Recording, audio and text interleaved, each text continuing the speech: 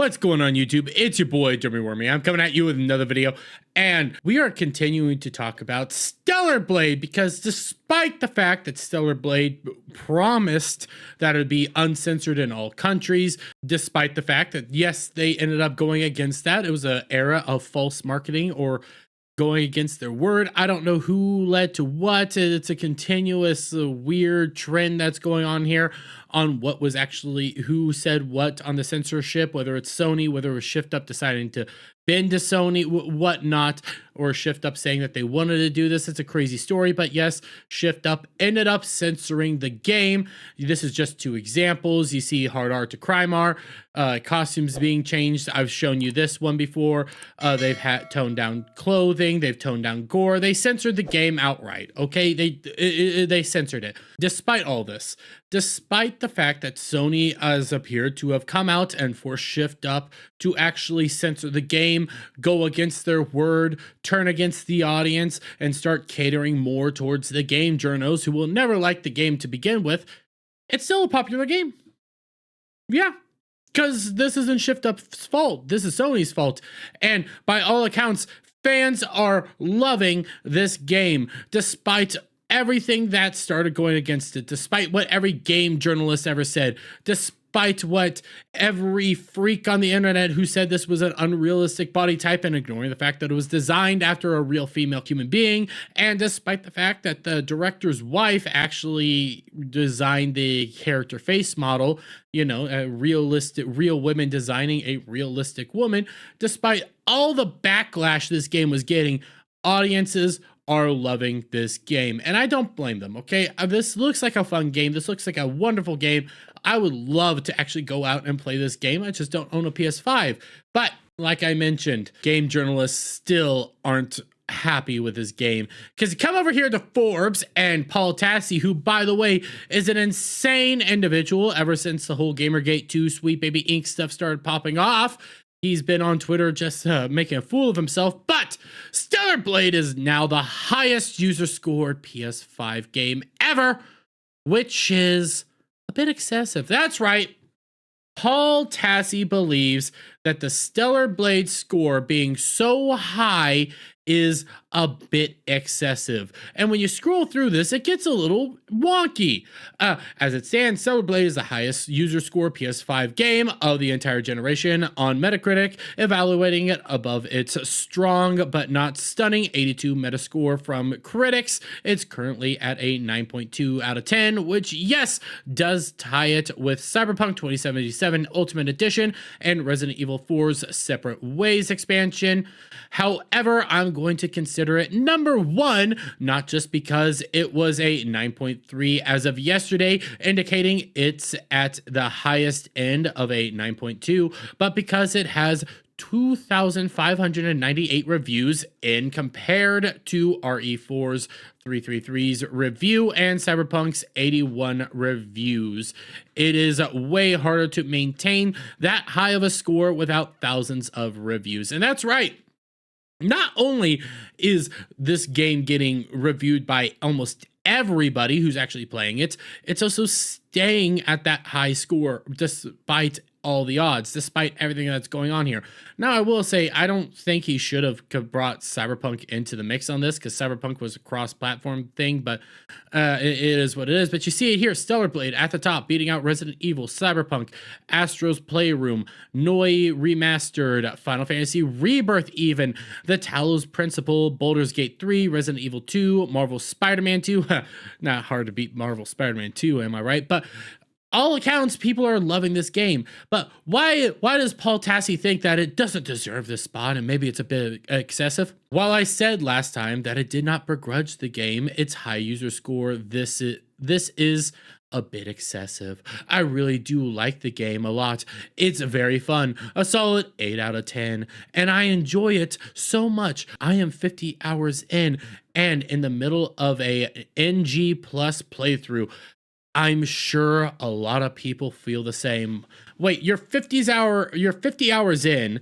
You're only giving it 8 out of 10. You're in the middle of your New Game Plus playthrough, but you don't think that it deserves this 9.2 by all fans? Like, it shouldn't have this position? Why is that? Oh, and yet I can't help but acknowledge that some of this is due to the culture war angle here.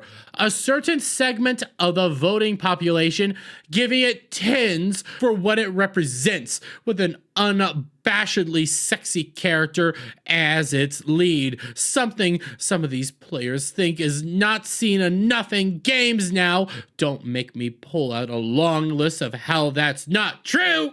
And you want to know, you want to see his example? You want to see his example of the culture war influencing everything. One comment. One comment. One of the best games I've ever played. Just solid gameplay, very good graphics. How you like that, wokey people? One comment. And he only threw it on here because wokey people. That's the only reason he threw it on here. Okay, this is his only evidence to any of this. And yes, we are lacking in attractive female characters right now within the actual video game industry from the West, mind you. That is a fact at this point in time. It is usually the Eastern markets that are giving us the more attractive female characters. So don't go gaslighting or straw manning the actual arguments happening here. But despite all this, well, what else do like the user scores actually present to us? Well, you come over here to the user scores as of right now. You got this one. 10. This game truly surprised me. The combat was more interactive than I had imagined, and some of the side quests were really neat. Mainly Anya's quest line in the bar. I don't see anything about wokeness there or culture war. 10. No spoilers from a Korean perspective. First of all, I haven't left any reviews for an amazing franchise like God of War or The Last of Us. Whether good or bad, this game definitely exceeded my expectations. The game itself is far from perfect, and I can say many Korean characteristics, from beauty standards to the style of gameplay, which could be yada yada yada. I'll read more. Oh, a very in-depth thing. Okay, that's a lot more than I thought. 10.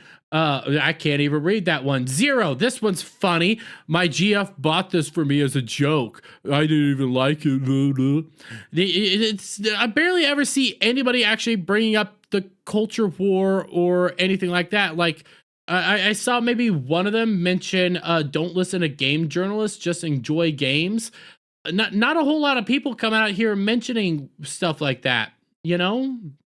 A lot of people just saying how they're liking the game, how they find it fun, how they find it enjoyable, how it's a breath of fresh air. Haven't had a game like this for a long time. Maybe a bit excessive from some people, but you're always going to get that. So it's very odd when you see frickin' Paul Tassi coming out here saying it's a bit excessive for fans to be enjoying a game and reviewing the game high. Okay, it's kind of odd to have him come out and say that. Again, Paul Tassi's a weirdo. You could just go on his Twitter account. You can see I think he's blocked Grums, but he was once going after Grums.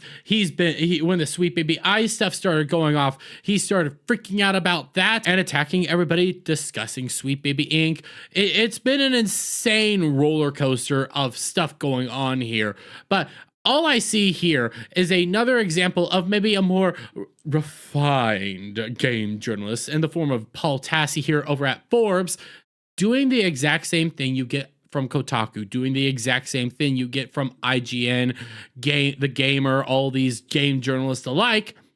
They think that it's because of the culture war that the game's doing so well. Oh, the culture war. The game's doing so well of the culture war. I would say, yeah, the game is doing well because of the culture war, because people want good games and good storytelling, and they're tired of the dribble that's been given to us by the West right now. That's why the game is doing so well, and audiences are so happy about what they are receiving right now. But I'm gonna leave it there, guys. Let me get your guys' thoughts on all this down in the comments below. If you like this video, please give it a thumbs up, share it up, friends, hit that subscribe button, hit that notification bell for every time I put out a new video and go live, guys. And I'll see you all on the next one. Bye for now.